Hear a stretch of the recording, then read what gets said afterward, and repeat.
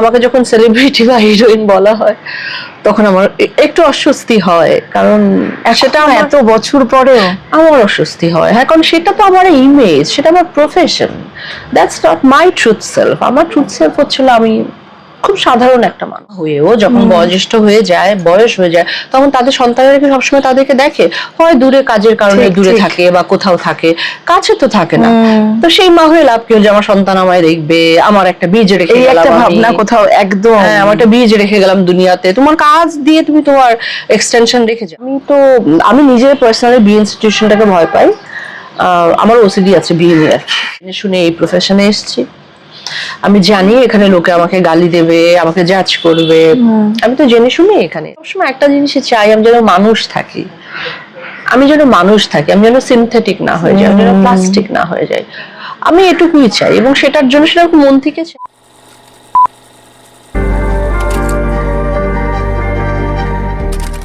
আমাদের মধ্যে অনেকেই এমন আছেন যারা ঘর বাড়ি মানে আসবাবপত্র সবকিছুই খুব পরিষ্কার রাখতে চাই। অনেকে সেটা অভ্যাসে দাঁড়িয়ে যায় এবং এতটাই সেটাকে বলা হয় ওসিডি। তবে সেক্ষেত্রে আমরা এই ধরনের পরিষ্কার কম বেশি সকলেই করে থাকি, কিন্তু মনের ভেতরের পরিষ্কারটা, আমাদের নিজেদের মনের ভেতরের পরিষ্কার আমরা কজন করি? সেটাও করি না। এবং বাড়ি থেকে বেরিয়ে সমাজটার পরিষ্কারও কিন্তু করা দরকার। যা যা জঞ্জাল আছে ঠিক যেভাবে আমরা মুছে ফেলে দিই সেইভাবেই মুছে ফেলা উচিত। আর সেটা যিনি করছেন বড় পর্দায় কিছুদিনের মধ্যেই দেখতে পাবেন ওসিডি, তিনি আমাদের সঙ্গে এই মুহূর্তে হাজির রয়েছেন জয়াদি, জয়া হাসান। জয়াদি কেমন আছো আগে বলো? ভালো আছে। একদম যেটা বলছিলাম শুরুতেই যে এই মানে মহিলা তোমার চরিত্রটাকে দেখলেই যেটা মনে হচ্ছে যে এক কথায় ওসিডি বললে আমরা যেটা ভাবি যে শুধুই ময়লা পরিষ্কার করছি, কিন্তু আমার ট্রেলারটা দেখতে দেখতে মনে হলো সত্যি তো সবার বোধহয় এই সময় সমাজে দাঁড়িয়ে ওসিডিটা থাকা প্রয়োজন সমাজের ক্ষেত্রে, তাই নয় কি? বলছিলে তুমি একটু আগেই যে সমাজ পরিষ্কারের জায়গাটায় আসলে এই চরিত্রটা বিশ্বাস করা হচ্ছে ক্লিনলিনেস ইজ গডলিনেস। তো সে পরিষ্কারে বাতিকটা এতটাই বাতিকগ্রস্ত হয়ে পড়ে যে সে তার কাছে মনে হয় যে আমি যে আশেপাশটা দেখছি, চেয়ার টেবিল পরিষ্কার করছি, আশেপাশ পরিষ্কার করছি, রাস্তাঘাট পরিষ্কার করছি, কিন্তু আসলে আমার রাস্তার উপর দিয়ে যে মানুষটা যাচ্ছে বা আমার সাথে যে মানুষগুলো বসে আছে তারা পরিষ্কার আছে তো, মানে তাদের অন্তরটা পরিষ্কার তো, তাদের যদি আবর্জনা হয়, তাদের মনে জঞ্জাল থাকে, সেই জঞ্জালটা পরিষ্কার করা শুরু করে দেয়। তো এই হলো আমাদের গল্পের চলন। এবং সে কিন্তু আমার যেটা দেখে প্রাথমিকভাবে ট্রেলার দেখে মনে খুব শান্ত শিষ্ট নরম মনের একজন মানুষ ট্রেলার দেখে মনে হচ্ছে একটুখানি। এবং সৌকর্যদার সঙ্গে কথা বলছিলাম, তবে তুমি যেভাবে কথা বলছো সৌকর্যদাও বলছিলেন, আমি মানে যেটা হয় যে একসময় শান্ত মানুষ শান্ত থাকলো, হতে হতে হতে সহ্য করতে করতে করতে এক সময় একটা বিস্ফোরণ ঘটে আর কি। আমাদের ক্ষেত্রেও তাই ঘটে, আমার এখানেও তাই ঘটে, তোমার ক্ষেত্রেও? হ্যাঁ হ্যাঁ, সবার ক্ষেত্রেই তাই, মানে একটা সহ্যের একটা সীমা পরে একসময় তো বার্স্ট করে, এজন্য আসলে সেটাই তো। এই ক্ষেত্রে গল্পটি একটু অন্যরকম।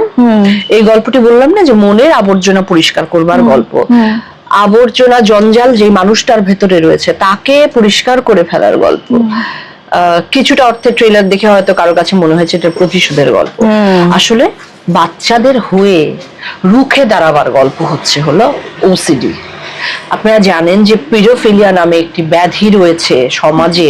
ওসিডি বলুন যাই বলুন, তার চেয়েও মারাত্মক ব্যাধি হচ্ছে পিডোফিলিয়া। সেই পিডোফিলিয়ায় আক্রান্ত হলে শিশুরা, আমাদের যেখানে আশেপাশে বহু শিশু সেটা হয়ে থাকে, আমরা সেটা না বুঝে না বুঝবার ভান করি, বা তাকে বলি চুপ হয়ে যেতে, তাকে বলি যে কোনো এটা নিয়ে কোনো কথা না বলতে, আমরা এটাই শিখিয়ে যাই সাধারণত রিলেটিভদের মধ্যে। এটা বেশিরভাগ ক্ষেত্রে রিলেটিভ এবং আশেপাশের মানুষের কাছে আসবার বিষয়টি মানে তাদের মধ্যে এম্বার্গো নেই, কিন্তু বাইরের দূরে যারা আছে, যারা নিকটবর্তী আত্মীয় নন, তারা যারা দূরে আছে, তারা কিন্তু আপনার বেশ খানিকটা মানে তাদেরটা ঠিক আছে যে তারা কিন্তু আসতে পারে না সাধারণত কোনো বাচ্চা বা কাউকে শিশুকে সেভাবে করে মানুষ করা হয় যেন দূরের লোকেদের কাছ থেকে সে খুব সাবধানে থাকে, অচেনা লোকের কাছ থেকে। হ্যাঁ, কিন্তু ঘরের লোকের কাছে বা নিকটবর্তী আত্মীয়ের কাছে বা আত্মীয় স্বজনের কাছে তো সে শিশুর মতোই। সেখানেই বেশিরভাগ ক্ষেত্রে এই বিষয়গুলো ঘটে, যেটা প্রাচীনকাল থেকে হয়ে আসছে, এখনো হচ্ছে। এবং এতে করে যেটা হয় যে একটি মানুষের ছোটবেলাটায় নড়বড়ে হয়ে গেলে সেও কিন্তু মানসিকভাবে খুব সুস্থ থাকে। একদম, এখানে সব মিলিয়ে সেই গল্পগুলোই বলা হয়েছে। সেটাই তোমার চরিত্রটা। এবং তবে শুধু এইটুকুতেই শেষ নয়, আরো অনেকগুলো স্তর আছে, যেটা অবশ্যই হলে গিয়ে দেখা যাবে। কিন্তু একটা কথা জয়, তুমি যেটা বললে যে ছোটবেলায় আমরা নিজেরা আমাদের যেটা শিখিয়ে দেওয়া হয় যে তুমি অপরিচিতদের কাছে যাবে না, চেনা মানুষদের কাছে যাও, কিন্তু একটা সময়ের পর আমরা ওই বেড়াটা দিতে শিখি যে এর বাইরে আমি আসতে দেব না, কাউকে ঢুকতে দেব না। এটা জয়াদি কোন সময় থেকে হয়েছে এবং নিজের হয়েছে নাকি পরিস্থিতি শিখিয়েছে? আমার নিজের ক্ষেত্রে হ্যাঁ। না, আমি দেখতে দেখতে আমি ভীষণ মানুষের সঙ্গে মিশতাম, সাধারণ মানুষের সঙ্গে আমি খুব মিশতাম, যেটা আমি এখনো চেষ্টা করি বা মিশি। আমি কিন্তু খুব আমার ফ্রেটার্নিটি অথবা কাছের মানুষ, সামাজিক ভাবে যাদেরকে বলা হয় যে আমাদের সাথের একই রেঞ্জের মানুষ, তাদের সঙ্গে যে আমি মিশি তা নয়, তাদের সঙ্গে বরং কম মিশি। আমি সাধারণের সঙ্গে মিশতে ভালোবাসি। আর আমার এই বোধটা তৈরি হয়েছে, কবে তৈরি হয়েছে জানি না। আমি বড় হতে হতে অনেক কিছু শিখেছি, আমি লাইফ এক্সপ্লোর করতে করতে অনেক কিছু শিখেছি, আর শিখে সেটাকে আমি হয়তো ইমপ্লিমেন্ট করি। একদম। এই যে তুমি যেটা বললে যে অনেক মানুষের সঙ্গে মিশতে, তোমার সাধারণ মানুষের সঙ্গে মিশতে আরো বেশি ভালো লাগে ইন্ডাস্ট্রি বা কাজের জায়গায়, সেক্ষেত্রে যত বেশি মানুষের সঙ্গে মেশা তত বেশি জাজড হওয়ার একটা ভয় থাকে। কারণ একটা তো ব্যাগেজ না হলেও তারকা শব্দটা একটা ভার আছে, এবং সেক্ষেত্রে অনেক কিছু, অনেক জায়গায় অনেক পদক্ষেপ আমাদের অনেক ভেবে চিনতে ফেলা, সেই ভয়টা কখনো অভিনেত্রী, প্রযোজক জয়া আহসান কখনো সেটা ভাবেন, ভয় পান? বুঝে পা ফেলা না, জাজড হওয়ার ভয়, বা আমি এটা করবো, মানে আমার জাজ হওয়ার ভয় নেই, কিন্তু আমি জানি কোনটা ডু আর ডোন্ট, সেটা আমি বুঝতে পারি। মানুষ হিসেবে সেটা আমি মানুষ হিসেবে নিজেকে বলি যে হ্যাঁ তোমার এটা করা প্রয়োজন, এটা তোমার করার প্রয়োজন নেই, এটুকুই। আর আমি তো খুব হল্লা পছন্দ করি না, তবে আমি খুব অরিজিনালি আমি যেমন আমি সেভাবেই সকলের সঙ্গে, সমাজের সঙ্গে, আমার দর্শকের সঙ্গে, আমার মানুষের সঙ্গে আমি সেভাবেই মিশি। আর বরং আমাকে যখন সেলিব্রিটি বা হিরোইন বলা হয় তখন আমার একটু অস্বস্তি হয়, কারণ সেটা এত বছর পরেও আমার অস্বস্তি হয়। হ্যাঁ, কারণ সেটা তো আমার ইমেজ, সেটা আমার profession, that's not my truth self. আমার ট্রুথ সেলফ হচ্ছিল আমি খুব সাধারণ একটা মানুষ। সেটাই, এটাকে বাঁচিয়ে রেখেছে, এর জন্যই বোধহয় খানিকটা হলেও এত অশান্তির মাঝেও শান্তি আছে জয়া আহসানের। বাঁচিয়ে রেখেছি কি, আমি এমনই বোধহয় ছিলাম, মানে জানি না আসলে আমি নিয়ে এত। পরিস্থিতি পরিবর্তন করেনি জয়া আহসানকে, এটা বলা পরিস্থিতি পরিবর্তন করতে পারবে না মনে হয় আমাকে কখনো, কারণ আমি খুব ভালো করে জানি কখন ওই লিবাসটা ছেড়ে ফেলতে হয়, কখন নিজের মনটাকে পেলব করে রাখতে হয়। আমি সবসময় একটা জিনিসই চাই, আমি যেন মানুষ থাকি, আমি যেন সিনথেটিক না হয়ে যাই, আমি যেন প্লাস্টিক না হয়ে যাই, আমি এটুকুই চাই। এবং সেটার জন্য সেটা মন থেকে চাই, আমি যেমন ওরম করে মিশি। হয়তো স্পটলাইটের নিচে থাকি বলে আমার ভালো জামা কাপড়, খুব মেকআপ, সেজে পরে একটু থাকতে হয়, কিন্তু আমি মানুষটা ওরকম না। এটা কাজের জন্য, সেটা কাজের জন্য, সেটা আমার কাজ ডিমান্ড করে, দর্শকের আমাকে দেখতে চায় এমন করে, কিন্তু আমি খুব সাধারণই মনে হয় আমি। একদম সাধারণের মধ্যেও অসাধারণ জয়া। অসাধারণ অবশ্যই, অসাধারণ ভাবে সাধারণ, এটাও দারুণ একদম। তো জয়াদি, এই মানে যেটা তুমি বললে প্রথমে যে প্রতিশোধের গল্প মনে হতে পারে, আমারও দেখে খানিক মনে হচ্ছিল এই ভালো কাকুর জায়গাটায়, যে এটা কি প্রতিশোধ নিচ্ছে, সেটা তো ছবি দেখলে বোঝা যাবে। কিন্তু প্রতিশোধে কি জয়া আহসান বিশ্বাসী? মানে প্রতিশোধ মানেই যে মেরে ফেলা বা মারা সেরকম নয়, পরবর্তী সময়ে কোনো শিক্ষা দেওয়া, সেটা তুমি বিশ্বাসী? সেটা না না না না, আমি কেউ খারাপ করলেও না। কি খারাপ আর করবে আমাকে? খুন তো করে ফেলবে না, খুন করে ফেললে ছাড়াও তো কত খারাপ হয়, কথা দিয়ে কত আঘাত, কথা মানে আঘাত তো আমার লাগে, আবেগে আঘাত দেওয়া। আসলে খুব কাছের মানুষ যদি বলে যার উপর আমি ইমোশনাল ডিপেন্ডেন্সি রয়েছে, সে বললে হয়তো আমার তখন কষ্ট হয়, মন ভাঙচুর হয়, মনটা ভেঙে যায়। কিন্তু তার বাইরে আমার কারণ তারা তো আমাকে চেনেন না, আসলে তারা দূর থেকে আমার ইমেজটাকে বলেন, আমাকে তো আসলে বলেন না। আর সেই বলবার এখতিয়ার সবার আছে, কারণ আমি জেনে শুনে এই প্রফেশনে এসেছি। আমি জানি এখানে লোকে আমাকে গালি দেবে, আমাকে জাজ করবে, আমি তো জেনে শুনে এখানে এসেছি। তারপরেও বলবো সবাইকে হুট করে কিছু না বলে ফেললেই ভালো। আমায় তো অনেকে ভালোবাসে, তারা কষ্ট পায় আসলে। একদম, মানে একদম কোনো ঝামেলা অশান্তি পছন্দ নয় কোনোভাবে, নিজের জীবনেও সেটা আসতে দিতে চাও না। স্বল্প মানুষ থাকুক, করি, অশান্তি তো করবো, হ্যাঁ, কিন্তু হ্যাঁ মানে যতটা এড়িয়ে যাওয়া আমি যায়। আমার ধরো আমি একটা জিনিস খেয়াল করি, আমি তোমার সাথে কথা বলতে বলতেই আমি discover করি, আমি আমার ভালো লাগা, খারাপ লাগা, উদ্বেগ, যে কোনো ইমোশনের ব্যাপারে আমি মানে খুব নই আর কি, মানে খুব জানান দিই না, আমি খুব এটা আমার আমার আমার আমি তো এগুলো আমার নেই, আমি আচ্ছা। এরকম আমি অমন আমি এটা এটা আমার নেই। না, নিজের স্বভাবেই আবেগে নেই। মানে নিজের আবেগটা সেটা গুরুত্ব দাও না, মানে সেটা তো দেওয়া সেটা উচিত। দিই গুরুত্ব আমার ভেতরে, ওটা ও আমি দিই, আচ্ছা, আমার তোমার নিজের বোঝাপড়া। আচ্ছা, কেউ আমাকে, আমি ওগুলো গুরুত্ব দিই, ও আমার এটা কেন বললো এরকম হবে না, ও আমার এটা কেন বললো এরকম হবে না, হ্যাঁ। মানে আমার আমি কোনো ভাবেই এগুলো নিয়ে affected হই না। আর মানে রাগ ভালোবাসা হয়তো যাই বোধহয় হোক, হুম।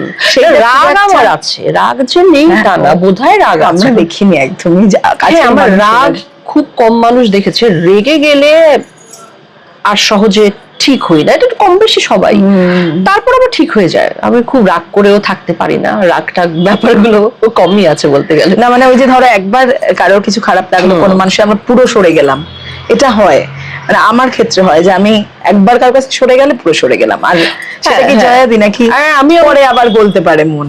না, আমি পুরো সরে যাই, কিন্তু আমি আবার সেখানে যুক্তিটা দেখবার চেষ্টা করি যে কেন আমার সঙ্গে এমন করছে, আমার কি দোষ ছিল, নিশ্চয়ই কিছু ছিল। আমি আগে আমারটা ফাইন্ড আউট করবার চেষ্টা করি, আমার কোথায় অসুবিধে, তারপরে আমি অন্যের উপর, অন্যকে আমি জাজ করে চাট করে জাজ করে ফেলি না আর কি। একদম। তবে আমি সহজে কারোর সঙ্গে সম্পর্ক নষ্ট করি না, আমি ভালোবাসি, আমি মানুষকে ভালোবাসি। মানুষকে ভালোবাসো, গাছ ভালোবাসো, যে কোনো প্রাণ, সে তো সবাই কম তুমি- বেশি বাসে, আমি মানুষকে ভালোবাসি। হ্যাঁ একদম। কারণ আমি দেখো, আমার কোনো চাওয়া পাওয়া ছিল না, না চাইতে আমি অনেক ভালোবাসা পেয়েছি মানুষের। আমি মানুষের কাছে, আমি মানুষকে যতটা না দিয়েছি তার চেয়ে অনেক বেশি পেয়েছি। আমি কেন মানুষের উপর অসন্তুষ্ট হব, কেন ভালোবাসবো না? আমি অনেক ভীষণ ভালোবাসি আমার দর্শককে, অডিয়েন্সকে, সাধারণ মানুষকে, যারা আমায় পছন্দ করে, যারা আমায় পছন্দ করেন না, যারা আমার সমালোচনা করেন না, আমি সবাইকে একইভাবে ভালোবাসি। খারাপটাও তুমি নিতে পারো ভালোর পাশাপাশি, এটা খুব এটা নিতে হবে, গুরুত্বপূর্ণ। এটা তো নিতে হবে আমার। এটা- আমি জেনে শুনে বুঝে এই কাজে এসেছি একদম। এবং আমি খারাপের চেয়ে বেশি ভালোবাসা পেয়েছি মানুষের কাছ থেকে। আমি আমার দর্শকের প্রতি কোনো জাজমেন্টাল হতে পারবো না। দর্শকদের প্রতি সৎ থাকা একজন শিল্পীর ক্ষেত্রে খুব প্রয়োজন। তো যাই হোক, আর বেশি সময় নেব না, তবে একটা কথা জানাবি, যেহেতু এটা সৌকর্যতার সঙ্গে কথা ছিল যে বাচ্চাদের নিয়ে সিনেমাটা নয়, কিন্তু বাচ্চাদের বাঁচিয়ে রাখা, প্রোটেক্ট করা, সেটা নিয়ে হ্যাঁ, অবশ্যই এই হ্যাঁ। সিনেমা, তাই তো? তো সেক্ষেত্রে একটা কথা মহিলা হিসেবে জিজ্ঞাসা করছি, মানে এটা আমিও, মানে আগে যেটা ছিল যে এটা তুমি কতটা বিশ্বাস করো যে একজন মহিলা, একজন নারী মা না হলে সে অসম্পূর্ণ থেকে যায়? এটা তো আগে প্রচুর দেখেছি, এখন অনেকেই খুব সচেতন ভাবে সিদ্ধান্ত নেন বিয়ের পরও যে আমি মা হব না, বা বিয়ে না করেও, বা অনেকে বিয়ে না করেও মা হওয়ার সিদ্ধান্ত নেন। এটা তোমার কতটা মনে হয় সত্যি কি নারীর সম্পূর্ণতা, মানে সেটা একটা মা হওয়া, সংসার হওয়া, তার মা হোক আর বাবা হোক কেন বলছো না? মানে হ্যাঁ, মানে বিশেষ করে মেয়েদের ক্ষেত্রেই আঙুলটা ওঠে, অবশ্যই বাবা হওয়াও, কিন্তু বিয়ে বা সংসার, সেটা তো কোথাও গিয়ে আজও একটু নারীদের উপরই বেশি আঙুলটা ওঠে। সেটা আসে, বাট আমি নিজে পার্সোনালি বিয়ে ইনস্টিটিউশনটাকে ভয় পাই। আমার ওসিডি আছে বিয়ে নিয়ে, আমারও একদম ওসিডি আছে আমার বিয়ে নিয়ে। আর দেখো, যে সমাজের যে তুমি বলছিলে যে মা হওয়া নিয়ে বা কেন বাবা হওয়া নিয়ে না, হ্যাঁ, হ্যাঁ। আমার মনে হয় লাইফ সাইকেল, জন্ম মৃত্যু বিয়ে সবকিছুই টেস্ট করা উচিত। বিয়ে যদি ওয়ার্ক না করে ডিভোর্স, কিন্তু সন্তান নেয়া সবকিছু লাইফ সাইকেলের অংশ, তো সব টেস্ট করব, এক্সপিরিয়েন্স করব, সেটা হওয়া যায়। তো তারপরেও বাচ্চা নেয়া বা মা হওয়া, বায়োলজিক্যাল মা না হয়ে, আমি কিছুদিন আগে তো ডিয়ার মানে একটা ছবি করেছি, বায়োলজিক্যাল চাইল্ড বেশিও করে না, রক্ত সম্পর্ক না, ভালোবাসার টান। তো সেখানে আমি আমার উত্তর দিয়ে দিয়েছি, খুঁজে পেয়েছি অনেক কিছুই। তো এজন্য আমার কাছে হ্যাঁ অবশ্যই, মানে সেটা তো নানান ভাবে মানুষ মা হতে পারে। যে শুধুমাত্র দেখো, অনেকে মা হয়েও যখন বয়োজ্যেষ্ঠ হয়ে যায়, বয়স হয়ে যায়, তখন তাদের সন্তানেরা কি সবসময় তাদেরকে দেখে? হয় দূরে কাজের কারণে ঠিক, দূরে ঠিক। থাকে বা কোথাও থাকে, কাছে তো থাকে না। তো সেই মা হয়ে লাভ কি, যে আমার সন্তান আমায় দেখবে, আমার একটা বীজ রেখে এই গেলাম একটা আমি। ভাবনা কোথাও একদম। হ্যাঁ, আমার একটা বীজ রেখে গেলাম দুনিয়াতে, তোমার কাজ দিয়ে তুমি তোমার এক্সটেনশন রেখে যাও। ঠিক। আমার কাজ মানে সন্তান তো মানুষের এক্সটেনশন, তো সেটা ঠিক আছে, তো আমার কাজও তো আমার এক্সটেনশন, আমার কাজ থেকে গেল। থেকে গেল। মানে যখন আমরা থাকবো না তখন কাজগুলো হ্যাঁ, করবো। থাকবে তো। একদমই তাই।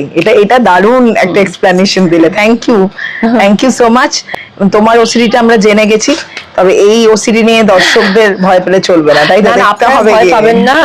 আপনারা বিয়েও করবেন এবং আপনারা ওসিডিও দেখবেন। ওসিডি কিন্তু আসলেই দেখতে হবে, খুব প্রয়োজনীয় ছবি, যে ছবি এখনো তৈরি হয়নি আসলে বেঙ্গলে, বা আমি সিনেমাও খুব একটা বেশি দেখিনি পিডোফিলিয়া এবং ওসিডি এই দুটো বিষয় নিয়ে। আপনারা ছবিটা দেখবেন এবং আমাদেরকে জানাবেন কেমন লাগলো। এটা কিন্তু ভাববেন না যে বাড়ির ছোটরা দেখতে পাবেন, এটা কিন্তু ছোটদের ছবি, ছোটদের হয়ে কথা বলবার ছবি, ছোটদের ধীরে ধীরে বড় হয়ে উঠবার ছবি। একই সাথে পাশাপাশি নিজের সন্তানকে নিয়ে ছবিটি দেখুন।